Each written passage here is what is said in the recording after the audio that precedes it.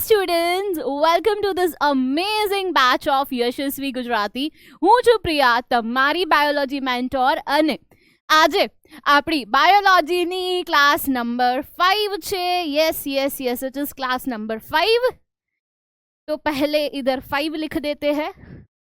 Class number 5 છે, 2 નથી. આજે 5th ક્લાસ છે આપણી. યસ, સો આજની જે ક્લાસ છે એમાં આપણે જે જૈવિક ક્રિયા શરૂ કરી હતી, લાઈક આપણે પાચન ભણી ગયા, પોષણ ભણી ગયા, પાચન તંત્ર ભણી ગયા. ત્યારબાદ હવે જે જૈવિક ક્રિયા આપણે ભણવાના છીએ તેમાં આપણે શ્વસનથી શરૂઆત કરી. શ્વસન તંત્ર, મનુષ્યનું શ્વસન તંત્ર, અહીંયા આપણે અટક્યા હતા. તો અહીંયાથી શરૂઆત કરતા પહેલા કલર ઓફ ધ ડે, ચલો આવી ગયો છે આજે કલર ઓફ ધ ડે મારી પાસે. આજે આપણે શું ભણવાના છીએ? સો મનુષ્યનું શ્વસન તંત્ર આજે આપણે ડિસ્કસ કરવાના છીએ. શ્વાસોચ્છ્વાસની ક્રિયાવિધિ આજે ડિસ્કસ કરવાના છીએ. માછલીઓમાં શ્વાસોચ્છ્વાસ ખાસ એ પણ આજે આપણે ઇન ધીસ ક્લાસ ડિસ્કસ કરવાના છીએ, અને એની સાથે સાથે MCQ practice and some homework questions will be there for you. So homework questions માં DPP હોય જ છે તમારા માટે.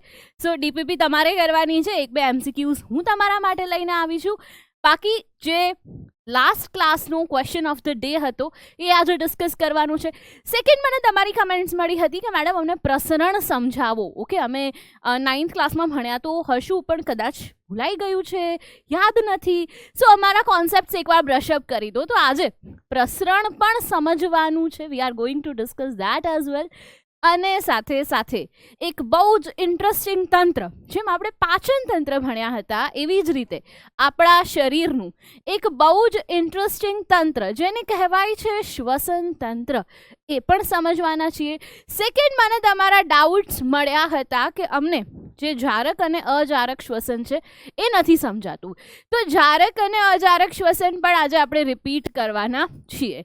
સો બહુ જ બધું ભણવાનું છે. So what you have to do, તમારી પાસે હોવી જોઈએ તમારી બુક, પેન, ટેક્સ્ટ બુક, અને બીજું કાંઈ, દેટ ઇઝ તમારો કોન્સન્ટ્રેશન, તમારું જે ધ્યાન છે એ હવે સ્ક્રીન પર રહેવું જોઈએ. યસ, ચલો. So topics of the day discuss થઈ ગયા છે. ક્વેશ્ચન ઓફ ધ ડે, મેં તમને શ્વસન દર પૂછ્યું હતું. યસ, મારો જે લાસ્ટ ક્વેશ્ચન હતો એવો હતો કે મનુષ્યમાં શ્વસન દર સમજાવો, અથવા તો શું હોય છે. યસ, મેં આ તમને જાણીને આવવાનું કીધું હતું. તો શ્વસન દર, હવે સમજો. શ્વસન દર એટલે કે 1 મિનિટમાં આપણે કેટલી વાર શ્વાસ અને ઉચ્છ્વાસની ક્રિયા કરીએ છીએ તે. હવે જોજો, શ્વાસ, ઓકે થોડોક સ્ટ્રોક ઘટાડીએ, શ્વાસ વત્તા ઉચ્છ્વાસ. હવે તમને થશે આ શ્વાસ અને ઉચ્છ્વાસ શું છે? યસ, તો સમજો, જ્યારે હું અહીંયા ઊભી છું, આ શ્વાસ, જ્યારે હું હવા અંદર લઉં છું, બહાર કાઢું છું, ઉચ્છ્વાસ. તો આ શ્વાસ અને ઉચ્છ્વાસ ભેગા મળીને બનાવે છે શ્વાસોચ્છ્વાસ. તો 1 મિનિટમાં તમે કેટલી વાર આ ક્રિયા કરો છો? શ્વાસ ઉચ્છ્વાસ, શ્વાસ ઉચ્છ્વાસ. હવે જે એક શ્વાસ અને ઉચ્છ્વાસ છે, બરોબર, એને આપણે 1 ગણશું. તો 1 મિનિટમાં આવું કેટલી વાર થાય છે એને કહેવાય છે શ્વસન દર. Yes, second. હવે આપણે રેસ્ટિંગ સ્ટેજમાં, નોર્મલ સ્ટેજમાં, જ્યારે કંઈ જ ખાસ એક્ટિવિટી નથી કરતા એ સમયે એ વેરાઈ કરતું હોય છે 12 થી 20ની વચ્ચે. નોર્મલી 12 થી 14ની વચ્ચે રહેતું હોય છે, પણ depending upon individual, okay, person to person એ વેરાઈ કરતું હોય છે. તો આ વાત થઈ શ્વસન દરની. તમે જ્યારે કોઈ એક્ટિવિટી કરો છો, યસ, તમે ડાન્સ કરો છો, તમે દોડો છો, ઓર બીજી કોઈ પણ ફિઝિકલ એક્ટિવિટી કરો છો, ત્યારે આ શ્વસન દર બદલાતો હોય છે. ધેટ મીન્સ નોર્મલ સ્ટેજમાં, રેસ્ટિંગ સ્ટેજમાં, જ્યારે તમે કાંઈ જ ફિઝિકલ એક્ટિવિટી નથી કરતા એ સમયનો શ્વસન દર અલગ હોય છે. અને નેક્સ્ટ, જ્યારે તમે કોઈ એક્ટિવિટી કરો છો, ફિઝિકલ એક્સરસાઇઝ કરો છો, at that point of time શ્વસન દર અલગ હોય છે. તો આ શ્વસન દરની વાત કરી. ઇવન નાના બાળકોમાં આ શ્વસન દર અલગ હોય છે. એકદમ નાના બેબીઝ, ન્યૂબોર્ન બેબીઝ હોય છે, એમાં તમે આ ચેક કરજો તો આ એમાં તમને અલગ જોવા મળશે. સો આ અલગ અલગ રહેતું હોય છે અને શ્વસન દર કહેવાય છે. કેટલો હોય છે એની પણ આજે આપણે વાત કરી ગયા. So I hope you are clear with it. અને યસ, જો તમે આ વાળો આંકડો વિચારતા હોય 72 to 74 or 76, તો બેટા આ આપણી હાર્ટબીટ છે. આ શું છે? હાર્ટબીટ છે, હૃદયના ધબકારા છે. મેં તમને શ્વસન દર પૂછ્યો હતો. સો દિસ ઇઝ ડિફરન્ટ. दिल धड़कने वाली चीजें अलग होती है, सांस लेने वाली चीजें भी अलग होती है. यस, तो બે અલગ અલગ છે, બેને મિક્સ ના કરતા. સો આ હાર્ટબીટનું કાઉન્ટ છે અને મેં તમને પૂછ્યું હતું શ્વસન દર. Clear? Next, coming to your next doubt કે મેડમ આ ફરીથી સમજાવો. તો ચલિए ફરીથી સમજાતે હૈ. યસ, બાવા હિન્દીમાં સમજાવીએ છીએ. તમે કોઈ પણ ફૂડ લો છો, તમે જે ખોરાક લો છો, યસ, જે આપણે સૌથી પહેલી જૈવિક ક્રિયા જોઈ હતી. સો જ્યારે તમે કોઈ પણ ખોરાક લો છો, at that point of time સૌથી પહેલાં તો શું થશે? સમજો કે તમે ફૂડ, શું થયું આને, ફૂડ અથવા ખોરાક લીધું. યસ, હવે આ ખોરાકનું શું થશે? હવે આ ખોરાકનું શું થશે? પાચન. યસ, પાચન શેમાં થશે? તો કે ગ્લુકોઝ. યસ, હવે સમજો બેટા, આ જે ગ્લુકોઝ છે એ તમારો પાચિત ખોરાક છે. તમે જે ખોરાક લીધો હતો એ અહીંયા છે, દેટ ઇઝ ગ્લુકોઝ. હવે આ ગ્લુકોઝ છે એમાંથી તમે ખોરાક શું કામે લો છો? તમારો અલ્ટિમેટ ગોલ શું છે ખોરાક લેવાનો? You want energy. યસ, તો આ જે ગ્લુકોઝ છે એમાંથી હવે તમને શું જોઈએ છે? તમને જોઈએ છે એનર્જી. તમને આ પાચિત ખોરાકમાંથી જે વસ્તુ જોઈએ છે તે છે ઉર્જા. તમને જોઈએ છે એનર્જી. સો આ એનર્જી જે પાચિત ખોરાક છે, બરોબર, તેનું વિઘટન કરીને તેમાંથી ઉર્જા મેળવવાની ક્રિયા એટલે કે શ્વસન. યાદ રાખજો, પાચિત ખોરાકનું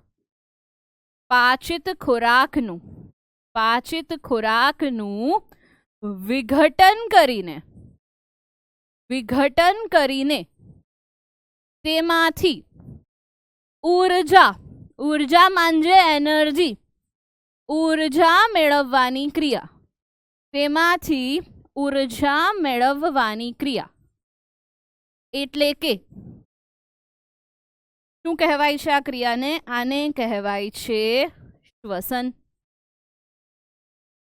યસ, તો આ શ્વસનની વ્યાખ્યા આપણે ફરી એકવાર ક્લિયર કરી. હવે આ જે શ્વસન છે એ કેવી રીતે થાય છે એ સમજવાનું છે. યસ, ચલો. So coming to this flow chart, glucose છે, ગ્લુકોઝ C6H12O6 6 કાર્બન અણુ ધરાવે છે. આ 6 કાર્બન અણુ ધરાવતું ગ્લુકોઝ ક્યાં હશે? તો આપણા કોષ રસમાં. કોષ રસમાં શ્વસનનો પહેલો તબક્કો, કોષ રસમાં શ્વસનનો પહેલો તબક્કો સમજો. કોષ રસમાં શું થશે? તો કે આ જે ગ્લુકોઝ છે, જે 6 કાર્બન અણુ ધરાવે છે, એનું અણુસૂત્ર C6H12O6. આ જે 6 કાર્બન અણુ ધરાવતું ગ્લુકોઝ છે તેનું વિઘટન થશે. શેમાં થશે? તો કે એનું વિઘટન થશે પાયરુવેટમાં. ગ્લુકોઝનું વિઘટન થાય છે પાયરુવેટમાં. અને આ જે પાયરુવેટ છે, હવે પાયરુવેટનું અણુસૂત્ર આપણે ટેક્સ્ટબુકમાં નથી તો અત્યારે ડિસ્કસ પણ નથી કરતા, જો કે મેં લાસ્ટ લેક્ચરમાં લખાવ્યું હતું, પણ જ્યારે રિવાઇઝ કરીએ છીએ તો ફટાફટથી સમજીએ. 3 કાર્બન અણુ ધરાવે છે.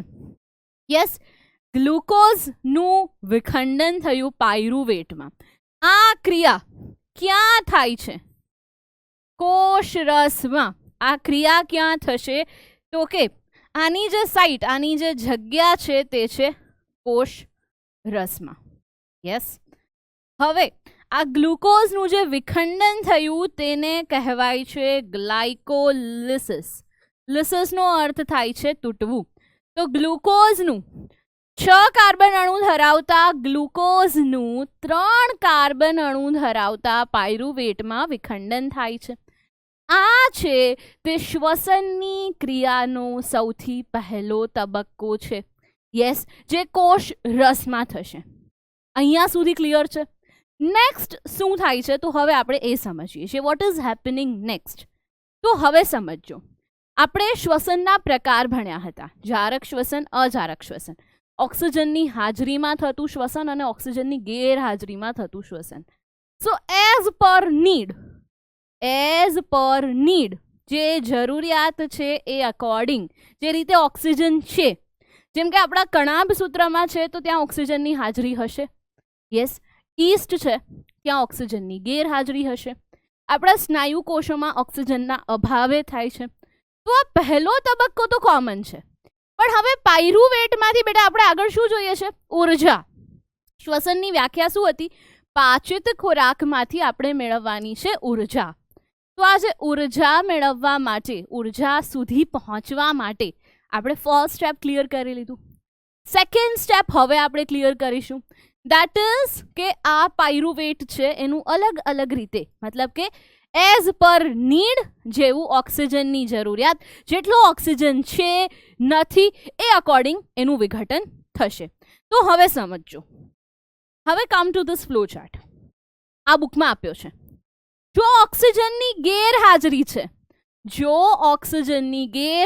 છે, ઇફ ઓક્સિજન ઇઝ એબ્સન્ટ, તો ઈસ્ટમાં ઇથેનોલ, કાર્બન ડાયોક્સાઇડ અને ઉર્જા મળે છે. યસ. ઓક્સિજનના અભાવે હા મેં તમને સમજાવ્યું હતું કે જરૂર છે એટલો ઓક્સિજન પ્રાપ્ત થતો નથી.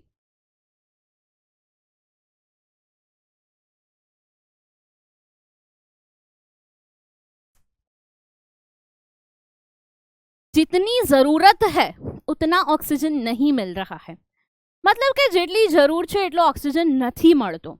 તો at that point of time ઓક્સિજનના અભાવે આપણા સ્નાયુ કોષોમાં શ્વસન થાય છે અને લેક્ટિક એસિડ અને ઉર્જા મુક્ત થાય છે.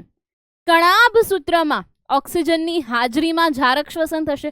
હવે આ જે બે કેસ છે, આ બંને છે એ થયા અજારક શ્વસન. યસ, અજારક શ્વસન. અને ઓક્સિજનની હાજરીમાં આપણા કણાભ સૂત્રમાં ક્રિયા થાય છે. એ સમયે કાર્બન ડાયોક્સાઇડ, પાણી અને ઉર્જા છે તે મુક્ત થાય છે. તો આ થઈ ગયું જારક શ્વસન. યસ. તો શ્વસન આઈ ગેસ હવે ક્લિયર થઈ ગયું હશે. આઈ હોપ, મને એવું છે કે શ્વસન હવે સમજાઈ ગયું હશે. હવે ઈસ્ટમાં ઇથેનોલ બને છે. ઇથેનોલ શું છે? તો it is a type of alcohol, એક પ્રકારનો આલ્કોહોલ છે. યસ. લેક્ટિક એસિડ 3 કાર્બન અણુ ધરાવતો એક અણુ છે, એક પ્રકારનું એક કેમિકલ છે. અને ઉર્જા અહીંયા પણ મુક્ત થાય છે, અહીંયા પણ મુક્ત થાય છે અને અહીંયા પણ મુક્ત થાય છે. જો હું એવું કહું કે વધુ પ્રમાણમાં ઉર્જા ક્યાં મુક્ત થશે, મેક્સિમમ અમાઉન્ટ ઓફ એનર્જી ક્યાં હશે, તો મેક્સિમમ અમાઉન્ટ ઓફ એનર્જી, સૌથી વધુ પ્રમાણમાં ઉર્જા છે તે કણાભ સૂત્રમાં જારક શ્વસન સમયે મુક્ત થાય છે. અને યાદ કરો, આ કણાભ સૂત્ર માઇટોકોન્ડ્રિયાને power house of the cell પણ કહે છે. કોષનું ઉર્જા ઘર છે. કોષને બધી ઉર્જા કોણ આપે છે? કણાભ સૂત્ર આપે છે. યસ. તો આ કણાભ સૂત્ર છે ત્યાં જારક શ્વસન થાય છે, સૌથી વધુ પ્રમાણમાં ઉર્જા છે તે ઉત્પન્ન થાય છે. હવે આ બંને તબક્કા જે છે અહીંયા ઈસ્ટમાં અને સ્નાયુ પેશીમાં, તો એનો બીજો તબક્કો પણ ક્યાં થશે? કોષ રસમાં જ થશે. વેરઝ જ્યારે જારક શ્વસનની હું વાત કરું છું તો પહેલો તબક્કો કોષરસમાં અને બીજો તબક્કો કણાભ સૂત્રમાં થાય છે. આપણે લાસ્ટ ક્લાસમાં જારક અને અજારક શ્વસનનો તફાવત પણ ભણ્યા હતા. યસ. તો હવે એકવાર ચેક કરી લેજો. દેટ ઇઝ યોર હોમવર્ક કે હવે તમે જારક અજારક શ્વસનનો તફાવત લખો છો, પાકો કરો છો, સમજો છો અને સ્ટીલ હજી ડાઉટ છે તો હવે પૂછી શકો છો. મને એવું છે કે હવે બેટા ક્લિયર થઈ ગયું હશે. જેટલું મારે તમને સમજાવવાનું હતું, જ્યાં સુધી મારે તમને જે લેવલ સુધી લઈ જવાના હતા એ લેવલ સુધી હું તમને અત્યારે લઈ ગઈ છું. યસ, લાસ્ટ ક્લાસમાં આપણે થોડું ડિટેલમાં ભણ્યા હતા કારણ કે ડેડિકેટેડ ક્લાસ આના માટે હતી. અત્યારે તમારે રિવાઇઝ કરવાનું હતું તો થોડુંક ફાસ્ટ વેમાં રિવાઇઝ કર્યું છે, પણ આશા રાખું છું કે સમજાઈ ગયું હશે. હોમવર્ક શું કરવાનું છે ભાઈ? હોમવર્ક શું કરવાનું છે આજે? તો કે DHA અને DPP તો છે જ, પણ એની સાથે સાથે જારક અજારક શ્વસનનો તફાવત લીખ કે લે લો. બોર્ડ માટે બહુ ઇમ્પોર્ટન્ટ ક્વેશ્ચન છે આ. એટલે જારક અને અજારક શ્વસનનો તફાવત.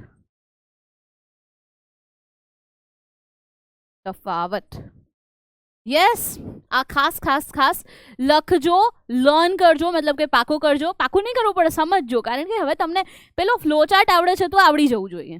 યસ, ચલો હવે થોડાક આગળ વધીએ છીએ. જે આજના ટોપિક્સ છે બેઝિકલી ત્યાંથી શરૂ કરીએ છીએ. પ્રસરણ મીનવાઇલ વચ્ચે સમજાવી દઈશ. મને પ્રસરણ યાદ છે, મારે લેવાનું છે, તો હું તમને પ્રસરણ વચ્ચે સમજાવી દઈશ. ચલો, તો आज का पहला टॉपिक श्वासोच्छ्वास, श्वास उच्छ्वास. चलिए, अब क्या करना है? હવે તમારે શું કરવાનું છે? તો તમારે બધાએ પેન પેન્સિલ સાઈડમાં મૂકી દો, આંખ બંધ કરો, મારા અવાજને સાંભળો અને ઊંડો એક શ્વાસ લો. યસ, ચલો ફટાફટ. પછી શ્વાસને છોડો. તો આ જે ક્રિયા થઈ એ હતી શ્વાસ અને ઉચ્છ્વાસ. હવે આ શ્વાસ અને ઉચ્છ્વાસની ક્રિયામાં એવું તે શું છે? મેડમ શ્વાસ લેવાનો છે અને છોડવાનો છે, તો બીજું તો એમાં શું થાય છે? તો હવે સમજજો, આ ક્રિયામાં તમારા શરીરને મળે છે ઓક્સિજન. તમને શું મળે છે? ઓક્સિજન. અને શું બહાર આવે છે? What comes out? તો કે CO2. CO2 છે તે બહાર નીકળે છે. આના માટે આપણી પાસે એક ડેડિકેટેડ તંત્ર છે. જેમ ખોરાકનું પાચન તંત્ર કરતું હતું, એમ શ્વાસ ઉચ્છ્વાસની ક્રિયા કોણ કરે છે? શ્વસન તંત્ર કરે છે. યસ, તો ચલો, શ્વાસ નહીં, આ તો ઉચ્છ્વાસ છે ને, હવા બહાર નીકળી, આ ઉચ્છ્વાસ છે. જ્યારે અંદર આવે છે તો એ શ્વાસ છે, અને બે ભેગા મળીને શું છે? તો કે શ્વાસોચ્છ્વાસ છે. વાહ મેડમ વાહ, શું શાયરી બનાવી છે. ચલો ફરીથી કહું છું, જ્યારે હવા અંદર આવે છે તો એ શ્વાસ છે. વાહ વાહ કહેજો હો.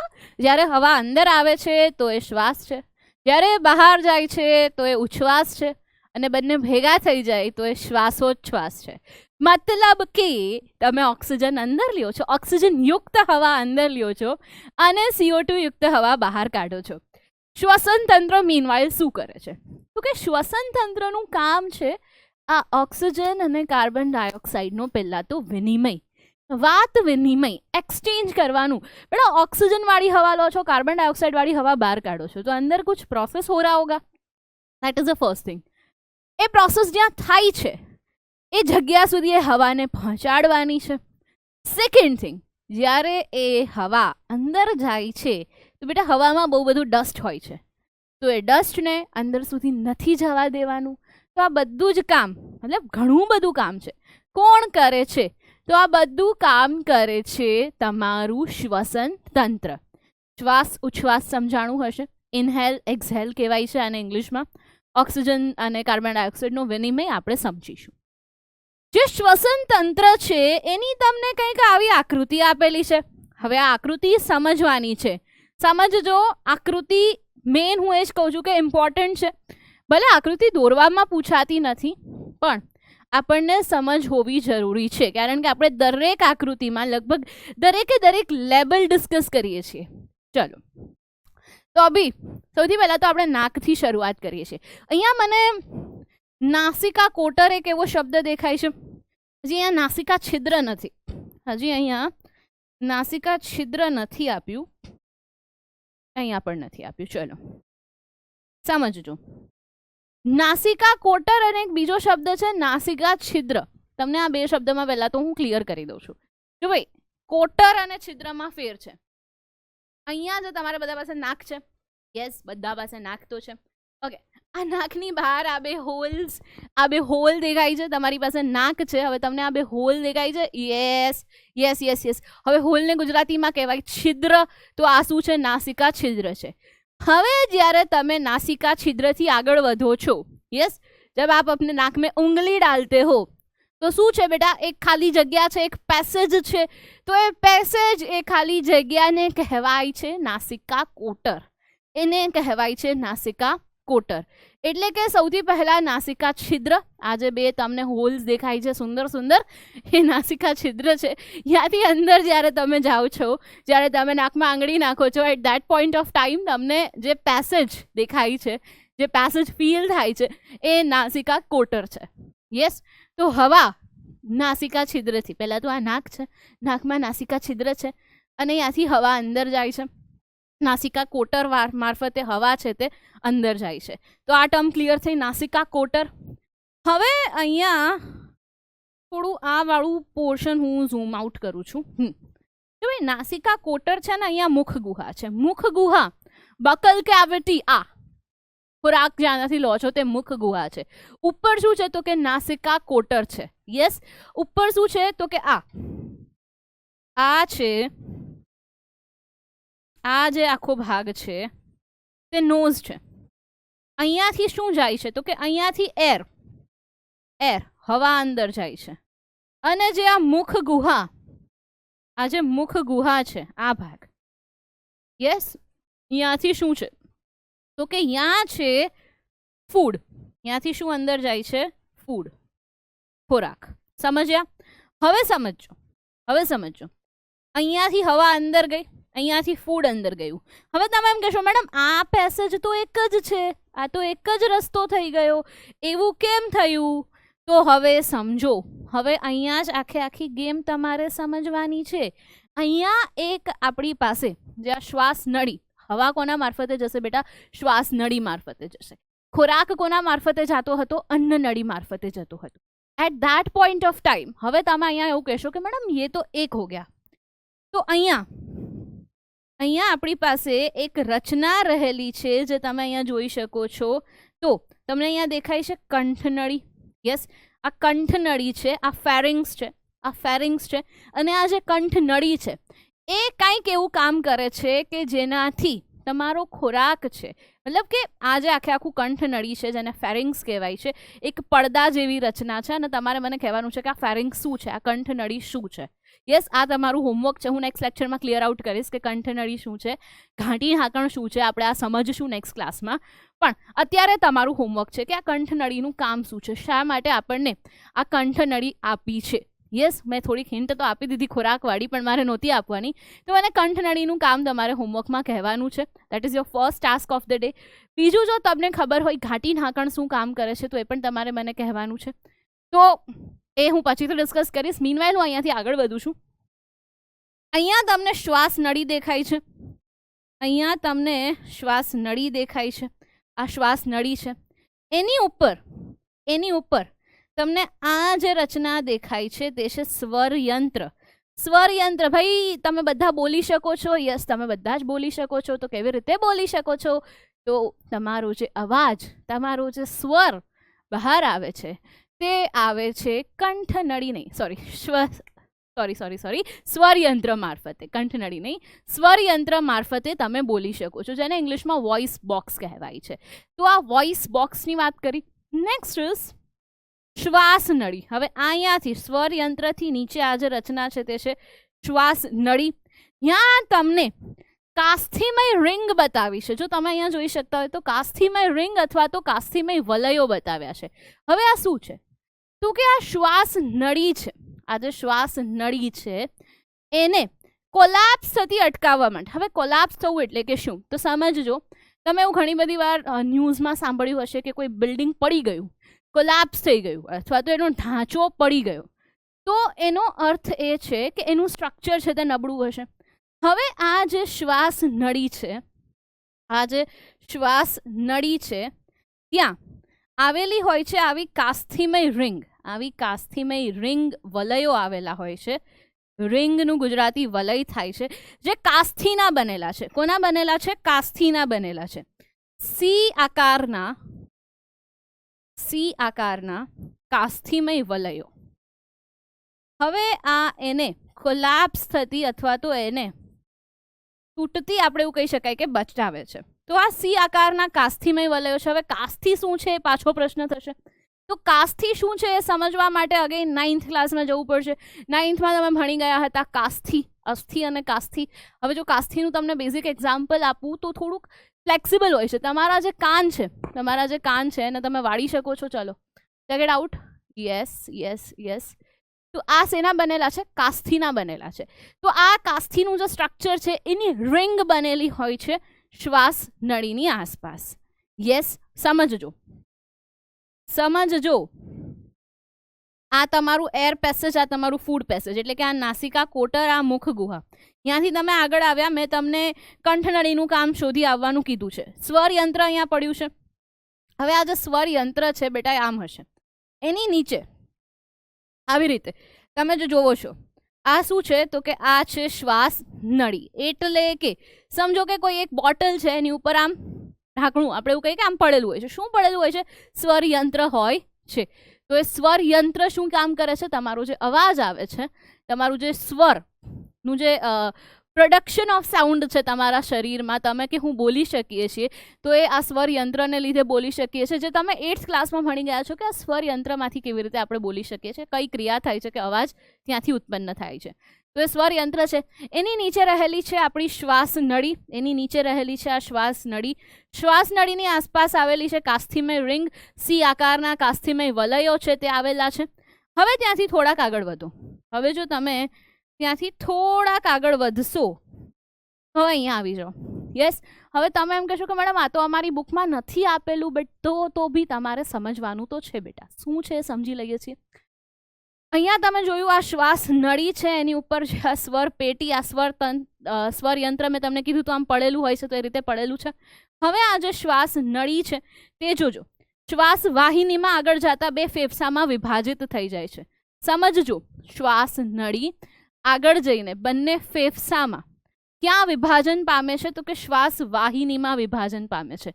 શ્વાસ નળી, તમારી જે વિન્ડ પાઇપ છે એ શ્વાસ વાહિનીમાં વિભાજન પામશે. શ્વાસ વાહિકામાં વિભાજન પામે છે. નાની નાની શ્વાસ વાહિકા બનાવે છે. આ જે શ્વાસ વાહિકા છે એ સૂક્ષ્મ શ્વાસ વાહિકા માં વિભાજન પામે છે. હવે જુઓ, શ્વાસ નળી એ ડિવાઈડ થઈ શેમાં? તો કે શ્વાસ વાહિનીમાં. શ્વાસ વાહિનીની અલગ અલગ બ્રાન્ચીસ ડિવાઈડ થઈ શ્વાસ વાહિકામાં. શ્વાસ વાહિકાની અલગ અલગ બ્રાન્ચીસ ડિવાઈડ થઈ છે સૂક્ષ્મ શ્વાસ વાહિકામાં. હવે એના છેડે, સૂક્ષ્મ શ્વાસ વાહિકાના છેડે શું આવેલું હોય છે? તો તમે નામ સાંભળ્યું હશે વાયુ કોષ્ઠો. Come to this image. ચલો જો આ વાયુ કોષ્ઠ તમને દેખાડ્યા છે. તો કે આ જે વાયુ કોષ્ઠો છે એ એન્ડ છે. એન્ડ ઇન ધ સેન્સ કે તમારો જે ફેફસા છે એની અંદર જે આપણે એવું કહીએ કે કોષ આપણા શરીરનો રચનાત્મક અને ક્રિયાત્મક એકમ છે, એવી જ રીતે આ ફેફસામાં જે ગેસિયસ એક્સચેન્જ O2 CO2 નો વિનિમય, વાત વિનિમય, જે આપણે હવા લઈએ છીએ ઓક્સિજન યુક્ત, એ CO2 યુક્ત થઈને બહાર આવે છે. તો આ જે ઓક્સિજન કાર્બન ડાયોક્સાઇડનું એક્સચેન્જ છે તે આ વાયુ કોષ્ઠો કરે છે, વાયુ કોષ્ઠોની સપાટી પર થાય છે. યસ, તો એન્ડ છે. યસ, તો આ વાયુ કોષ્ઠો છે. સમજીએ છીએ. તો આ તમારા ફેફસા. હવે સમજો, આ હતી તે શ્વાસ નળી હતી, આ આગળ આમ વિભાજિત થઈ, ત્યાંથી આગળ વધુ બ્રાન્ચીસમાં વિભાજિત થઈ. યસ, છેલ્લે સૂક્ષ્મ શ્વાસ વાહિકામાં વિભાજિત થઈ અને એના છેડે આવી કંઈક દ્રાક્ષના ઝુમખા જેવી રચના રહેલી છે, તેને કહેવાય છે વાયુ કોષ્ઠો. એને શું કહેવાય છે? વાયુ કોષ્ઠો. આ જે વાયુ કોષ્ઠો છે, તેની સપાટી પર તમે જોઈ શકો છો કે રુધિર વાહિનીઓ રહેલી છે. તેની સપાટી પર રુધિર વાહિનીઓ રહેલી છે અને આ જે રુધિર વાહિનીઓ છે તેની સપાટી પર જે રુધિર વાહિનીઓ રહેલી છે તેમાં રુધિર હોય છે. યસ, અને આ રુધિર વાહિનીઓની દિવાલ વાયુકોષોની દિવાલના સંપર્કમાં હોય છે અને ત્યાં પ્રસરણ દ્વારા ગેસિયસ એક્સચેન્જ થાય છે. પણ એ કેવી રીતે સમજીએ તો વાયુકોષ્ઠોની જે દિવાલ છે એની દિવાલ છે તે ખૂબ જ પાતળી હોય છે, કારણ કે આપણે શું કરવાનું છે? ગેસિયસ એક્સચેન્જ કરવાનું છે. ચલો હવે અહીંયા આવી જાજો. કેવી રીતે? તો કે સૌ પ્રથમ તમારા નસકોરા નાસિકા છિદ્ર મારફતે હવા અંદર આવશે, પછી આ હવા નાસિકા કોટરમાંથી પસાર થશે, પછી આ હવા નાસિકા કોટરમાંથી પસાર થઈને તમારી શ્વાસ નળીમાં આવશે, શ્વાસ નળીમાંથી બંને ફેફસામાં જશે, ફેફસામાં જઈને અંતે ક્યાં પહોંચે છે? તો કે અહીંયા વાયુકોષ્ઠોની જે દિવાલ છે. હવે આ જે વાયુકોષ્ઠો છે તે ફુગ્ગા જેવા હોય છે. હવા આવશે તો તે ફૂલાઈ જશે, હવા આવશે તો તે ફૂલાઈ જશે. યસ, તો તે ક્યાં સુધી પહોંચે છે? વાયુકોષ્ઠો સુધી પહોંચે છે. તો આ હવા અહીંયા સુધી પહોંચી, પણ હવે વાયુકોષ્ઠોની સપાટી પર શું થાય છે તે આપણે સમજવાનું છે. ચલો, તો first oxygen rich air from environment. હવે કેવી રીતે આ ક્રિયા થશે? તો O2 યુક્ત હવા પર્યાવરણમાંથી ક્યાં લેવામાં આવે છે? તો કે નાસિકા કોટર, નાસિકા છિદ્ર મારફતે નાસિકા કોટરમાં જશે. પછી એ ક્યાં જશે? તો કે પછી એ જશે તમારી શ્વાસ નળી પાસે.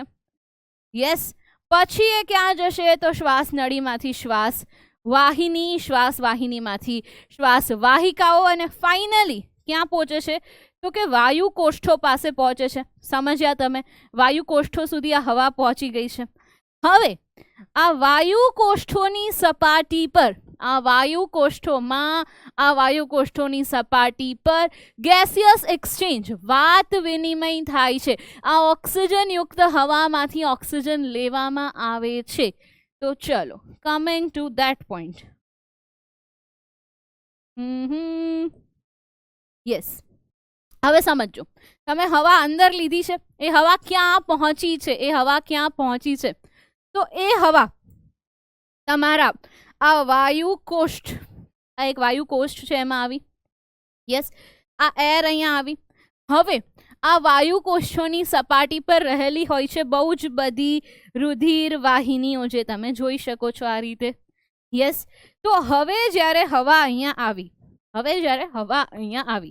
તો અહીંયા શું આવતું હતું બેટા? અહીંયા તો રુધિર હતું, કારણ કે આ રુધિર વાહિનીઓ છે, તો અહીંયાથી જે રુધિર છે પસાર થતું હતું. હવે શું થશે? તો કે આ જે હવા છે તેમાં O2 વધુ છે અને CO2 ઓછો છે. યાદ રાખજો, હવા જે તમે અંદર લીધી છે એમાં O2 વધુ છે અને CO2 ઓછો છે. સેમ ટાઈમ જે રુધિર વાહિનીઓમાં રુધિર છે એમાં CO2 વધારે છે અને ઓક્સિજન ઓછો છે. CO2 એટલે કે કાર્બન ડાયોક્સાઇડ વધારે છે અને ઓક્સિજન ઓછો છે. હવે તમને એમ ક્વેશ્ચન થશે કે મેડમ આ CO2 આવ્યો ક્યાંથી રુધિરમાં? આટલો બધો CO2 રુધિરમાં આવ્યો ક્યાંથી? તો કમિંગ ટુ ધીસ, બેટા અહીંયા આવી જાઓ. હવે અહીંયા શું મધ્ય મુક્ત થાય છે? Carbon dioxide. શું મુક્ત થાય છે? કાર્બન ડાયોક્સાઇડ મુક્ત થાય છે. તો આ જે CO2 અહીંયાથી આપણા રુધિરમાં આવ્યો, અહીંયાથી આ CO2 આપણા રુધિરમાં આવ્યો. યસ, ચલો, તો હવે સમજાયું. આ CO2 યુક્ત રુધિર છે, આ વાયુકોષ્ઠોની દિવાલ છે જે રુધિર વાહિનીના સંપર્કમાં રહેલી છે. હવે સમજજો, હવે અહીંયા થાય છે એક ક્રિયા. હવે આ જે ક્રિયા છે એ જ આપણે સમજવાની છે. તો કે જ્યારે આ એક સમજો, જ્યાં કોઈ પણ વસ્તુ છે, સમજો કે ઓક્સિજન છે, એની માત્રા એક જગ્યાએ વધારે છે, તો એ શું કરશે?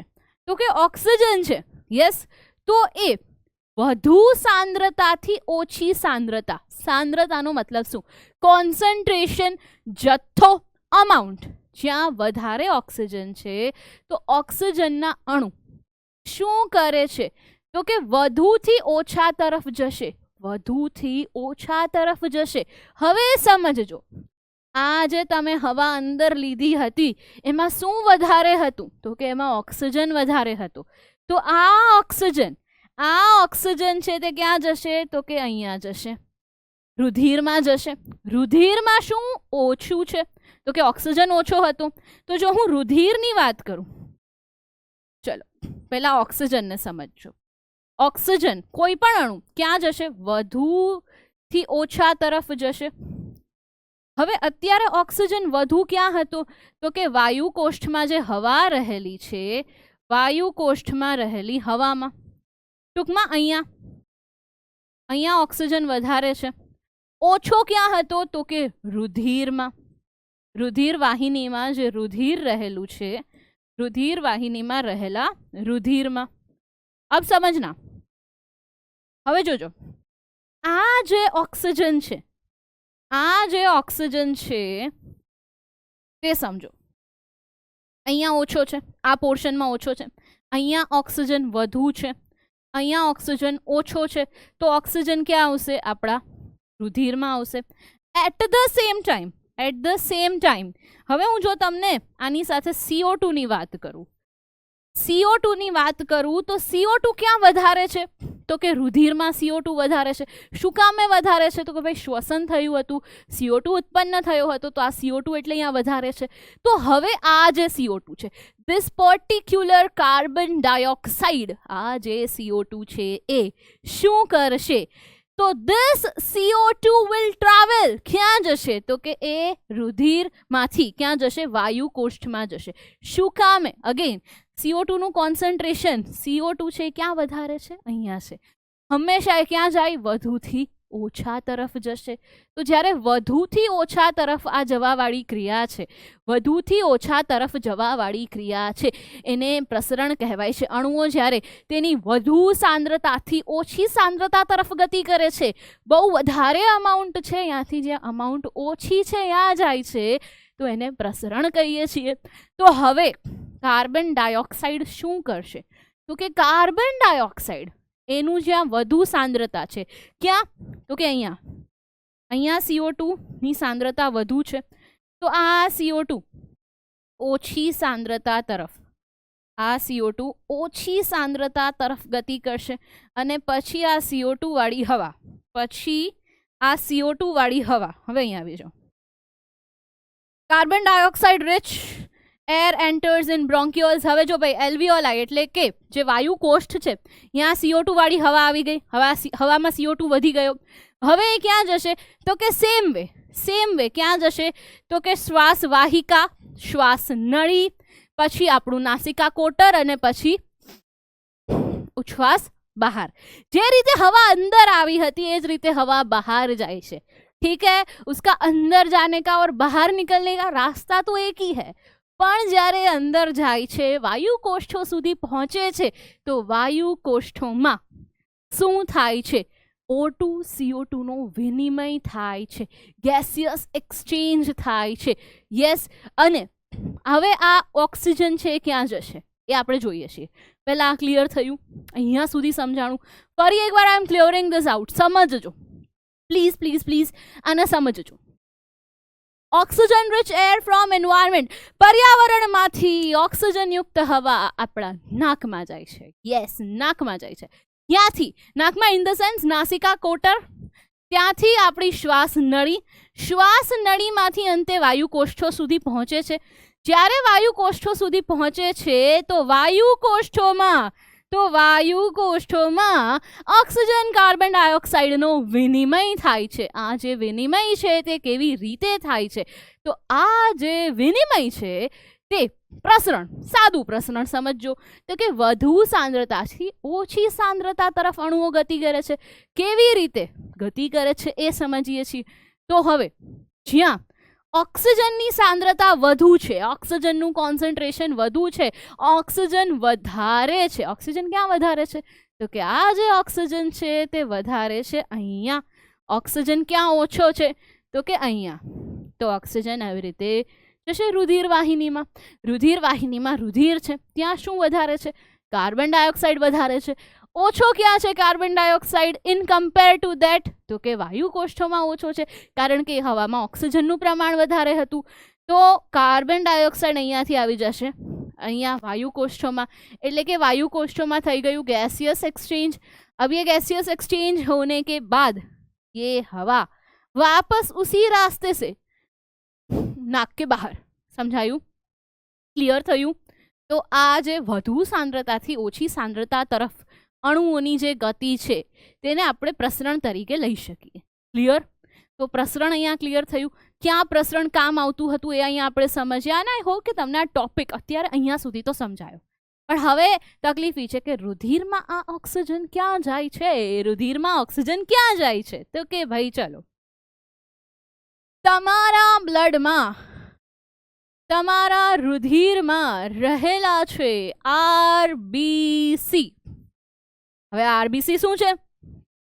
તો કે રેડ બ્લડ સેલ્સ ઓર રેડ બ્લડ કોર્પસલ્સ, ઓર તમે એને રક્તકણ, રક્તકણ એવું નામ આપી શકો છો. તો હવે આ જે રક્તકણ છે, જે આ આરબીસી છે, એની અંદર રહેલું છે હિમોગ્લોબિન. એની અંદર શું રહેલું છે? હિમોગ્લોબિન. એટલે કે તમારું જે આરબીસી છે આપણે ખોલ્યું તો એની અંદર રહેલું છે હિમોગ્લોબિન. ઘણું બધું હિમોગ્લોબિન અંદર આરબીસીમાં રહેલા હોય છે, હિમોગ્લોબિનના અણુઓ. આ જે હિમોગ્લોબિન છે એ શું કરે છે? તો કે એ ઓક્સિજન સાથે જોડાય છે. હવે જો ભાઈ મેડમ આ તો ક્રિટિકલ છે, નથી મગજમાં બેસતું. ચલો ચલો ચલો ક્લિયર કરતે, इसको ક્લિયર કરતે. તો કે તમારા બ્લડમાં જે આરબીસી છે એમાં રહેલું છે હિમોગ્લોબિન. હું કંઈક આવું દોરું છું કારણ કે હિમોગ્લોબિન કંઈક આવું જ હોય છે, અને અહીંયા વચ્ચે આયન હોય છે. એમાં વચ્ચે શું હોય છે? આયન હોય છે, Fe. યસ. તો આ આરબીસી છે એમાં રહેલું છે આ હિમોગ્લોબિન, અને આપણે એચબી કહીએ છીએ, અને આપણે એચબી કહીએ છીએ. હવે જે રુધિરમાં ઓક્સિજન આવ્યો એ આની સાથે જોડાઈ જશે, એ આની સાથે જોડાઈ જશે.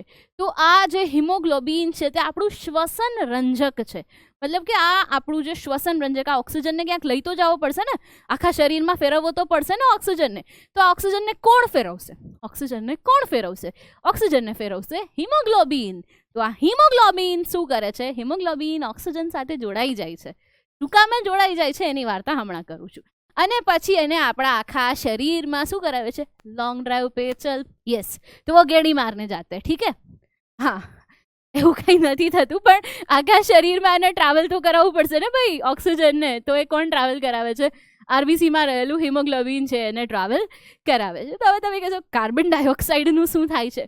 તો કાર્બન ડાયોક્સાઇડ છે, કાર્બન ડાયોક્સાઇડ છે તેની એફિનિટી અથવા તો બંધુતા. હવે અગેન તમને એવું થશે યાર આ શું બોલો છો તમે? ચલો તો સમજાતે તુમકો. સમજો કે એક કોલેજમાં એક ગર્લ છે, બહુ જ સરસ સુંદર છોકરી છે, જેનું નામ છે હિમોગ્લોબિન, જેનું નામ છે હિમોગ્લોબિન. તો હવે આ હિમોગ્લોબિન છે એ કોલેજમાં જોવે છે એક સરસ છોકરો આવે છે જેનું નામ છે ઓક્સિજન. તો એની સાથે બધે ફરે છે, આખા શરીરમાં ફરે છે, આખા શરીરમાં ફરે છે, પણ કાર્બન ડાયોક્સાઇડ પ્રત્યે એને કાંઈ નથી. કાર્બન ડાયોક્સાઇડ એને પૂછે છે ચલ ચલ તેરે को घुमा के आता हूं. હિમોગ્લોબિન ઇઝ લાઈક मेरे को नहीं आना है, मेरे को तुझमें इंटरेस्ट नहीं है. તો આને કહેવાય છે બંધુતા. આને શું કહેવાય છે? એફિનિટી. કોની સાથે જોડાશે? તો એ જોડાય છે ઓક્સિજન સાથે. વેરએઝ કાર્બન ડાયોક્સાઇડ રુધિરમાં કેવી રીતે? તો કે દ્રાવ્ય થઈને, અથવા તો આપણે એવું સમજીએ કે પાણી દ્વારા કાર્બન ડાયોક્સાઇડનું વહન છે તે થતું હોય છે, આવું ટેક્સ્ટબુકમાં લખ્યું છે. અને જે ઓક્સિજન છે તેનું વહન હિમોગ્લોબિન દ્વારા થાય છે. તો હવે સમજજો આની બંધુતા. આને શું કહેવાય? બંધુતા. આના માટે ઇંગ્લિશમાં શબ્દ છે એફિનિટી. આના પ્રત્યે વધારે છે. પણ જો હજી કોલેજમાં એક નવો છોકરો આવી જાય જે છે કાર્બન મોનોક્સાઇડ. કાર્બન મોનોક્સાઇડ તો હિમોગ્લોબિન ઓક્સિજનને પણ મૂકી દેશે અને કાર્બન મોનોક્સાઇડ સાથે જોડાઈ જશે. તો કોની સાથે જોડાઈ જશે? કાર્બન મોનોક્સાઇડ સાથે જોડાઈ જશે.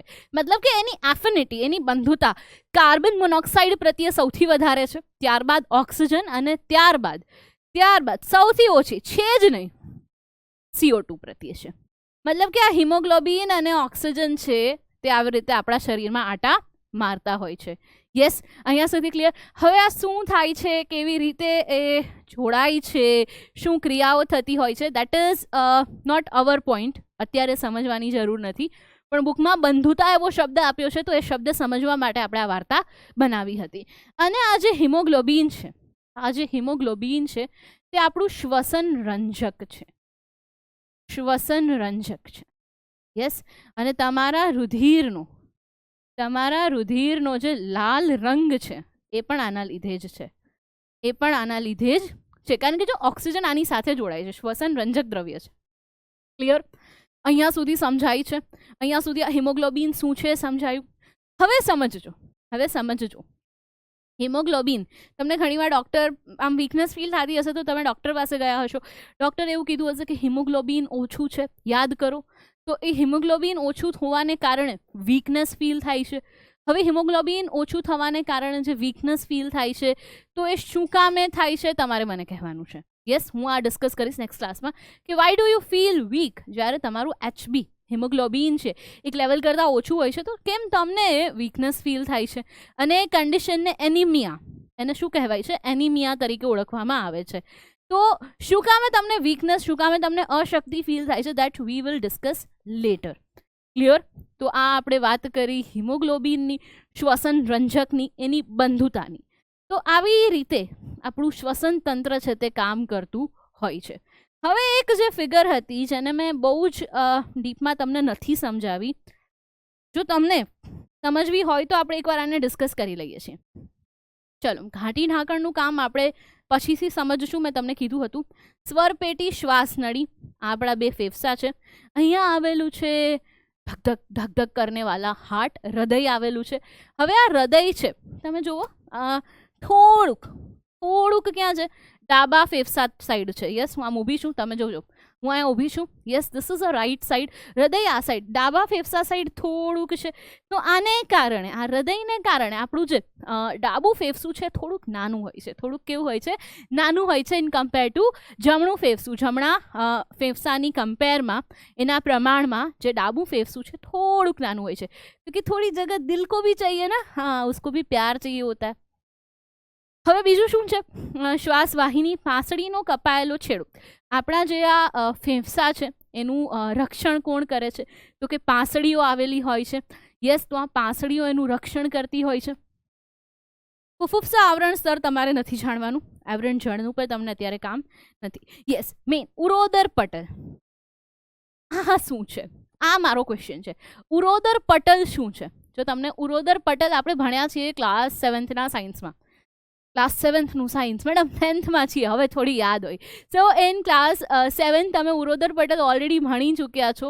તો પ્લીઝ ડુ લેટ મી નો, આ જાણો કે આ ઉરોદર પટલ શું છે. સૌથી પહેલાં તો કેવી રીતે આ ઉરોદર પટલ કામ કરે છે. યસ, જ્યારે તમે હવા અંદર લો છો અને હવા બહાર કાઢો છો. ઓકે, ચલો ये एक्टिविटी करते हैं. હવે આ ઉરોદર પટલની વાત નીકળી જ છે, તો આપણે એક્ટિવિટી કરીએ છીએ. શ્વાસ, ઉચ્છ્વાસ. ચલો, શ્વાસ, ઉચ્છ્વાસ. એ સમયે બે વસ્તુઓની પરિસ્થિતિ, ઉરોદર પટલ અને પાંસળીઓ. પાંસળીઓ એ છે કે જેની અંદર તમારા ફેફસા અને હૃદય રક્ષાયેલા છે, એક પિંજરા જેવી રચના છે. યસ, અને ઉરોદર પટલ એની નીચે આવેલો એક સ્નાયુમય પડદો છે. એ શું છે? તમારો સ્નાયુમય પડદો છે. હવે જ્યારે તમે શ્વાસ અંદર લો છો, at that point of time શું થશે? તો કે તમારા વાયુકોષ્ઠોમાં હવા અંદર જશે. કારણ કે વાયુકોષ્ઠોની રચના કેવી હતી? ફુગ્ગા જેવી હતી, બલૂન જેવી હતી. તો જ્યારે તમે શ્વાસ અંદર લ્યો છો, at that point of time અંદર જગ્યા કેવી જોઈએ છે? વધારે જોઈએ છે. Yes, you need more space. તો અંદર જગ્યા વધારે જોશે બેટા, કારણ કે અંદર હવા જાય છે, હવાનું કદ છે, મતલબ કે અંદર જે કદ છે તે વધશે. યસ, ડેફિનેટલી હવા જગ્યા રોકે છે, તો આપણે ભણી ગયા છીએ. તો અંદર જગ્યા વધુ જોશે. At that point of time તમારી પાંસળીઓ છે થોડીક બહારની તરફ આવશે,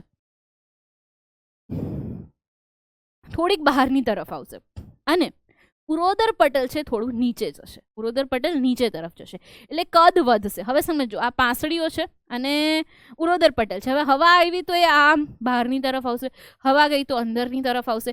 ઉરોદર પટલ હવા આવી તો નીચે જશે, એક સ્નાયુમય પડદો આવી રીતે પડ્યો હોય છે, હવા આવી તો નીચે જશે, હવા બહાર, ઉચ્છ્વાસ તો ઉપર જશે. તો આ ઉરોદર પટલ અને આ પાંસળીઓ છે, શ્વાસ વખતે ઉરોદર પટલ નીચે જશે, નીચે તરફ જશે. ઉચ્છ્વાસ હવા બહાર કાઢતી વખતે ઉપર તરફ આવશે. થોડીક પાંસળીઓ બહારની તરફ જશે કારણ કે ભાઈ કદ વધે છે, વોલ્યુમ વધે છે. યસ, થોડીક, બહુ નહીં, વોલ્યુમ વધે છે ને, અંદર હવા જાય છે તો વાયુકોષ્ઠોમાં હવા ભરાવાની છે અને હવા જગ્યા રોકે છે. તો ભાઈ મેરે ભાઈ હવા જગહ રોકતી હે, તો હવા જગ્યા રોકે છે તો એ જગ્યાને ક્યાં કેવી રીતે કરવી, મેળ તો કરવો પડશે. તો એ મેળ કરવા માટે ઉરોદર પટલ નીચે જશે, પાંસળીઓ બહાર આવશે, કદ છે તે વધશે. એટલું તો સિમ્પલ છે. હવા બહાર કાઢી લ્યો છો તો પાછા બધા હતા એવા ને એવા સ્ટેજમાં આવી જશે. મતલબ કે ઉરોદર પટલ પાછું ઉપર તરફ આવતું રહેશે અને પાંસળીઓ અંદરની તરફ ગતિ કરશે. ચલો, અંદરની તરફ ગતિ કરશે, અંદરની તરફ મતલબ કે હતી એને પોઝિશનમાં આવી જશે. તો આ ઉરોદર પટલ અને પાંસળીઓનું કામ છે જ્યારે તમે શ્વાસ અને ઉચ્છ્વાસ કરો છો at that point of time. Clear? સમજાણું? મગજમાં બેઠું? મને ખબર છે કે આ તમને આમ અજીબ લાગે છે કારણ કે શ્વસન તમે જેને આમ પહેલી વાર ભણો છો, આટલું પ્રોપરલી ઇન ડેપ્થ તમે કદાચ શ્વસન તંત્ર પહેલી વાર ભણો છો. પાચન તંત્ર હજુ થોડું ઘણું તમે ક્લાસ 7માં ભણી ગયા હશો, તમને ખબર હશે, પણ આ થોડુંક તમે પહેલી વાર ભણો છો તો આઈ નો, પણ તમારા ડાઉટ્સ તમારે મને કહેવાના છે. અને હા, જો તમને આ આખું શ્વસન તંત્ર સમજાઈ જાય તો કમેન્ટ બોક્સમાં તમારે નાકનું ઇમોજી આપવાનું છે, નાક. That means it is clear. નથી ક્લિયર થયું તો આપણે નેક્સ્ટ લેક્ચરમાં પાછું કરશું ને ક્લિયર. કેમ ચિંતા કરો છો? ડાઉટ્સ લખો કમેન્ટ બોક્સમાં. હવે માછલીઓ, આ જે માછલીઓ છે એ કેવી રીતે શ્વાસની ક્રિયા કરે છે, તો એમની પાસે જે આવેલું છે તેને કહેવાય છે જાલર. તેને કહેવાય છે જાલર. એને ઇંગ્લિશમાં કહેવાય છે ગિલ્સ. એને ઇંગ્લિશમાં કહેવાય છે ગિલ્સ. તો આ ગિલ્સ મારફતે, હવે જોજો, જ્યારે આ ગિલ અહીંયા એક કવર છે અને આ ગિલ કવર, આ છે ઝાલર ફાટ છે, એની ઉપર એક કવર આવેલું હોય છે, બંધ હોય છે. અત્યારે જ્યારે માછલી મોઢું ખોલે છે ત્યારે પાણી અને ઓક્સિજન અંદર જાય છે, પાણી અને ઓક્સિજન અંદર જાય છે. હવે જ્યારે માછલી મોઢું બંધ કરી દેશે તો આ ગિલ્સ, આ જે ઝાલર છે એ ખુલે છે, ઝાલર ફાટ ખુલે છે, એનું આ કવર આમ સેજ હટે છે અને કાર્બન ડાયોક્સાઇડ અને પાણી, ઓક્સિજન છે તે અંદર લેવાઈ ગયું, કાર્બન ડાયોક્સાઇડ બહાર નીકળી ગયો. મતલબ બુકમાં ખાલી એ રચના આપી છે કેવી રીતે થાય છે, તો કે ઝાલરની મદદથી થાય છે. આ એક એનું મેથડ છે. યસ, કે આ કેવી રીતે થાય છે, તો કે જ્યારે મોઢું ખુલે છે ઝાલર ફાટો બંધ હોય છે, મોઢું ખુલ્યું ઝાલર ફાટો બંધ છે, એ સમયે પાણી અને પાણીમાં જે ઓગળેલો ઓક્સિજન છે, કારણ કે એ પાણીમાં રહે છે, જળચર છે, તો એ જે દ્રાવ્ય સ્વરૂપનો ઓક્સિજન છે એનો ઉપયોગ કરશે. તો આ દ્રાવ્ય ઓક્સિજન અલોંગ વિથ વોટર એના બોડીમાં આવી ગયું છે. હવે શું થશે? મોઢું બંધ થશે. અગર મોઢું બંધ થશે તો ઝાલર ફાટો ખુલી જશે. ઝાલર ફાટો ખુલી જશે તો મેરે પ્યારે બચ્ચો ત્યાંથી કાર્બન ડાયોક્સાઇડ અને પાણી બહાર નીકળી જશે. It is so simple. Mechanism આપણી બુકમાં નથી આપી તો આપણે એને યાદ એવી રીતે નહીં રાખીએ, ફક્ત સમજવા માટે છે. નામ યાદ રાખવાનું છે, ઝાલર ફાટ અથવા તો ઝાલર. યસ, તો આ તમને યાદ રહેવું જોઈએ. નેક્સ્ટ આ તમારું હોમવર્ક છે. આ તફાવત તમારે બુકમાં લખવાનો છે અને આની સાથે સાથે મેં તમને બીજો પણ આપ્યો, જારક અને અજારક શ્વસન. જારક અને અજારક શ્વસન વાળો તફાવત પણ લખવાનો થાય છે. તો આ તમારું હોમવર્ક છે. This is your homework. Yes, પછીથી જોઈ લેજો, ક્લાસ નોટ્સમાં આપ્યું છે. આજના ક્વેશ્ચન્સ: મનુષ્યમાં વાયુઓનો વિનિમય ક્યાં થાય છે? મનુષ્યમાં વાયુઓનો વિનિમય ક્યાં થાય છે? CO2 O2 નો વિનિમય ક્યાં થાય છે? શ્વાસનળી, શ્વાસવાહિકા, વાયુકોષ્ઠો, વાયુરંધ્ર. વાયુરંધ્ર તો આપણામાં હોતા જ નથી. શ્વાસનળી, શ્વાસવાહિકામાંથી હવા અંદર જાય છે. ફાઇનલી વાત વિનિમય, ઓક્સિજન કાર્બન ડાયોક્સાઇડનું એક્સચેન્જ ક્યાં થાય છે? તો એ થાય છે વાયુકોષ્ઠોમાં. એટલે કે મનુષ્ય શરીરમાં, શ્વસન તંત્રમાં, શ્વાસનળી, શ્વાસવાહિની, શ્વાસવાહિકાના અંતે રહેલા વાયુકોષ્ઠો, જે ફુગ્ગા જેવી રચના છે, ત્યાં શું થાય છે? વાત વિનિમય, વાયુઓનો વિનિમય, ગેસિયસ એક્સચેન્જ છે તે થતું હોય છે. નેક્સ્ટ ક્વેશ્ચન, અચ્છા ટીક કરવાનું રહી ગયું છે વાયુકોષ્ઠો. નેક્સ્ટ ક્વેશ્ચન, મનુષ્યમાં શ્વસન રંજક દ્રવ્ય કયું છે? તમારા શરીરમાં, તમે મનુષ્ય છો, હું પણ મનુષ્ય છું, મતલબ કે આપણા શરીરમાં કયું એવું દ્રવ્ય છે જે આપણને આ શ્વસનની ક્રિયામાં મદદ કરે છે? ક્લોરોફિલ, હિમોગ્લોબિન, વાયુકોષ્ઠો કે WBC? તો મેં કીધું હતું દેટ ઇઝ હિમોગ્લોબિન.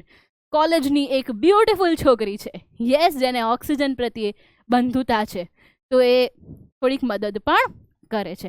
તો મનુષ્યમાં શ્વસન રંજક દ્રવ્ય કયું છે? હિમોગ્લોબિન છે. જ્યારે તમને વીકનેસ ફીલ થાય છે ત્યારે ડૉક્ટર તમને હિમોગ્લોબિન ચેક કરાવવાનું કહે છે. એક લેવલ કરતાં હિમોગ્લોબિન ઓછું હોય તો વીકનેસ ફીલ થાય છે, અશક્તિ ફીલ થાય છે, અને એનિમિયા કહેવાય છે, ગુજરાતીમાં પાંડુ રોગ કહેવાય છે. એ શું કામે થાય છે તમારે મને કહેવાનું છે. યસ, અને આ ટેક્સ્ટબુકના સ્વાધ્યાયનો પ્રશ્ન પણ છે કે શ્વસન રંજક દ્રવ્ય કયું છે અને તેની ઉણપથી શું થાય છે. તો we will definitely discuss it જ્યારે આપણે સ્વાધ્યાયના પ્રશ્નો ડિસ્કસ કરશું એ સમયે. બાકી આ આજનો આપણો લાસ્ટ ક્વેશ્ચન હતો. હવે મેં તમને હોમવર્ક આપ્યું છે, ઘણા બધા ક્વેશ્ચન્સ આપ્યા છે, મને પણ યાદ નથી. સાથે સાથે DPP આપી છે, અલોંગ વિથ દેટ NCERTનું રિવિઝન, મતલબ કે NCERTમાંથી તમારી જે ટેક્સ્ટબુક છે એમાંથી તમારે આ રીડ પણ કરવાનું છે, અને અગર કાંઈ નથી સમજાતું તો પૂછવાનું છે. યસ, અને મેં અહીંયા તમને કંઠનળી, લગભગ તો કંઠનળી, યસ, કંઠનળીનું જ કાર્ય પણ કીધું છે, એ તમારે મને જાણીને કહેવાનું છે. સાથે સાથે એપિગ્લોટસ, ઘાટી ઢાંકણનું કાર્ય ખબર પડે તો પણ કહેજો, નહીં ખબર પડે તો બંને નેક્સ્ટ ક્લાસમાં આપણે ડિસ્કસ કરીશું કે શું છે, ત્યાં શું થાય છે, ઘાટી ઢાંકણ શું છે, એ બધું જ આપણે ડિસ્કસ કરીશું. બાકી તમને કોઈ ડાઉટ હોય તો તમારે મને કમેન્ટ બોક્સમાં કહેવાના છે. અગર ડાઉટ નથી તો ઓલ ક્લિયર નાકનું ઇમોજી મૂકવાનું છે. યસ, બાકી લેક્ચરમાં મજા આવી કે ન આવી એ પણ તમારે મને કહેવાનું છે. અપાર્ટ ફ્રોમ ધીસ કોઈ ડાઉટ, કોઈ સજેશન, કોઈ ઓપિનિયન કહેવા હોય તો comment box is always open for you. ફરી મળીશું in next class. Till then આભાર. થેન્ક યુ સો મચ મેરી યશસ્વી બેચ કી આર્મી, મારા Biotunes. Thank you so much. Keep studying, keep rocking. ફરી મળીશું નેક્સ્ટ લેક્ચરમાં. Till then by.